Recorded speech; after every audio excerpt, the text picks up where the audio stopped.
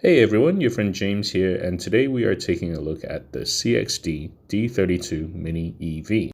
Based on an electric city runabout that has taken China by storm, the full-sized Mini EV costs just around $4,500 to purchase, making it one of the cheapest cars available on the Chinese market.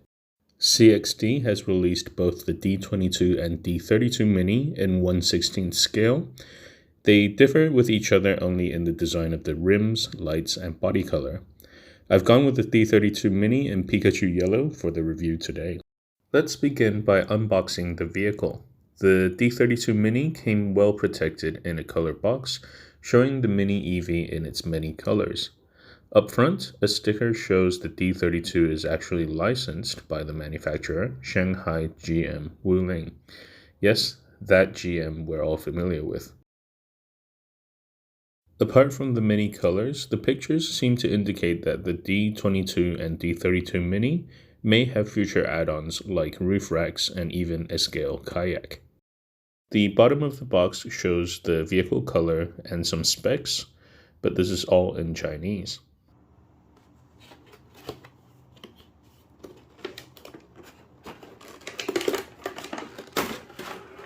Inside, the D32 comes well protected in a plastic blister.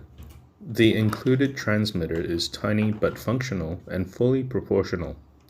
On top, the trim can be fine-tuned with a trim knob. For younger drivers, the D32 can be put into low-speed mode via a button on the top of the transmitter. And here's the D32 Mini itself. Although pre-painted and mostly pre-assembled, some external trim, badges, and transparent components like the lenses for the head and tail lights need to be installed by the user. A 1-cell lithium-ion battery pack with 500 mAh capacity is included as standard. The D32 Mini has independent front suspension and a live rear axle. Power is delivered by a 130 brushed motor through the rear axle with no differential. Included is a bag of clear lenses for both the D22 and D32 Mini, so don't be alarmed if you have parts left over. This bag contains everything else, including body trim pieces, metal badging, decals for the mirror, USB charger, and a Phillips screwdriver. The included manual shows where all the decals and components go, along with operation instructions. Unfortunately, the manual is available only in Chinese. If you run into any issues building or running the D22 and D32 Mini, feel free to comment in the comment section below. Let's begin the build. Despite being very straightforward, the assembly process does have some flaws. Some of the components don't fit together all that well, and it's very helpful if you have a hobby knife. That way imperfections can be cut away for a better fit and finish.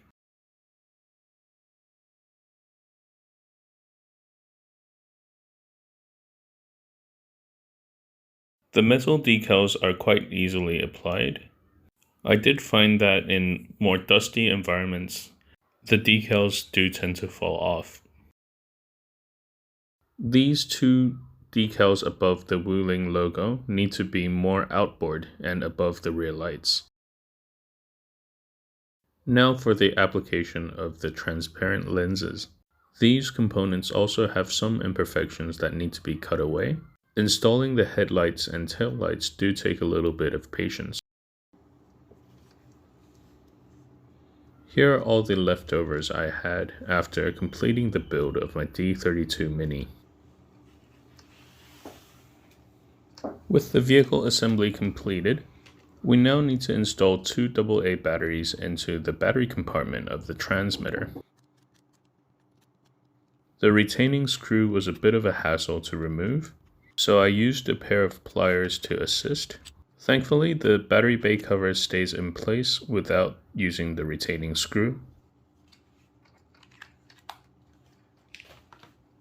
Now all that needs to be done is to open the battery compartment on the vehicle, insert the fully charged battery,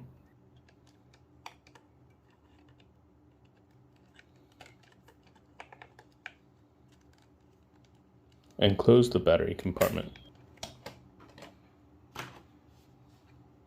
Now we turn on the transmitter, then the vehicle,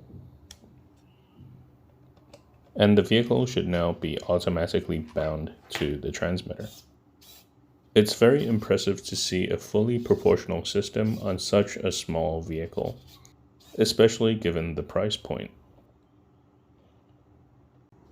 Also impressive is the working brake lights when you press on the brake.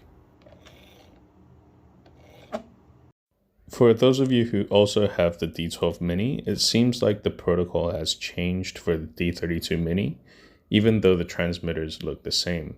I tried binding with the D12 Mini's transmitter and it didn't work, despite the D32 Mini working fine with its own transmitter. Without further ado, let's go for a drive.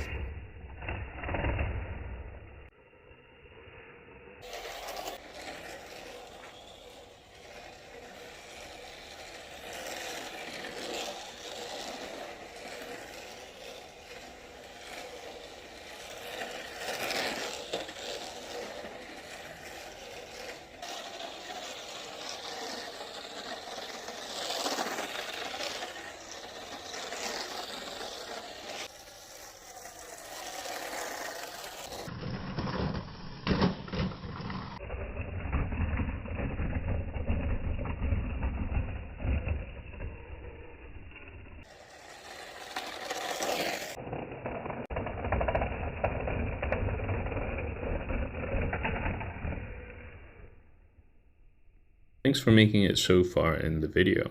Like the real deal, the D22 and D32 Mini aren't designed to be taken seriously, but to make you smile when you see this tall, narrow car take a corner a little bit too quickly and lifting a wheel or two. Like everything else, there are cons to this vehicle. Some of the plastic trims and limbs don't fit all that well. The metal decals do come off quite easily in dust. And some final assembly is required even though there's no English documentation.